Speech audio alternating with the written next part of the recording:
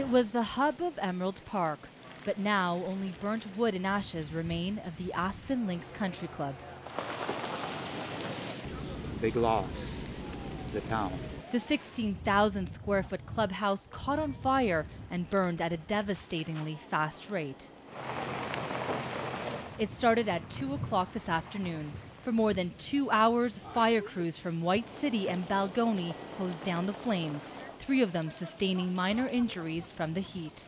Luckily, all of the club employees and clientele got out safely. For safety's sake, we did evacuate a few homes, let the people know that there was some issues, and had them leave to a safer area. After the flames had been extinguished, concerns remained about the natural gas line that hadn't been shut off. Natural gas is very flammable, and if it gets in the wind and the wind shifts, we could have problems out on the roadways. For people living nearby, this was a sad loss. And the community is revolved around like golf course and things like that, you know, just hope that they rebuild and carry on, so it's sad. Devastation to the owner. It has to be devastating, but there was no loss of life, so that's the main thing. The Aspen Links Country Club had a unique structure, built using recycled bridge timbers. The building was built of materials that are fairly combustible, and if it gets started, very hard to take down. How much of a role that played in its demise, if any at all, has yet to be determined. Police are not sure what caused the fire, but it is under investigation. Monica Martinez, Global News.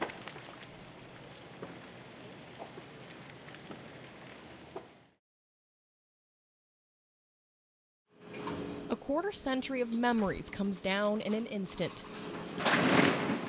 Investigators quick to tear down the unstable structure Thursday, following yesterday's fire that ripped through the Aspen Links Country Club in a matter of minutes. We were just working in the kitchen and then we seen smoke. As soon as crews arrived just after 2 in the afternoon Wednesday, they switched to defensive mode, trying to keep the blowing embers from setting more fires. My golf clubs are in there, yes. Avid golfer Barry Stinson lost his clubs in the fire, but also the place he'd like to escape to 4 times a week. Took us by surprise. I was at home actually when I heard about it, and I watched it was built. It wasn't here when I first started to golf.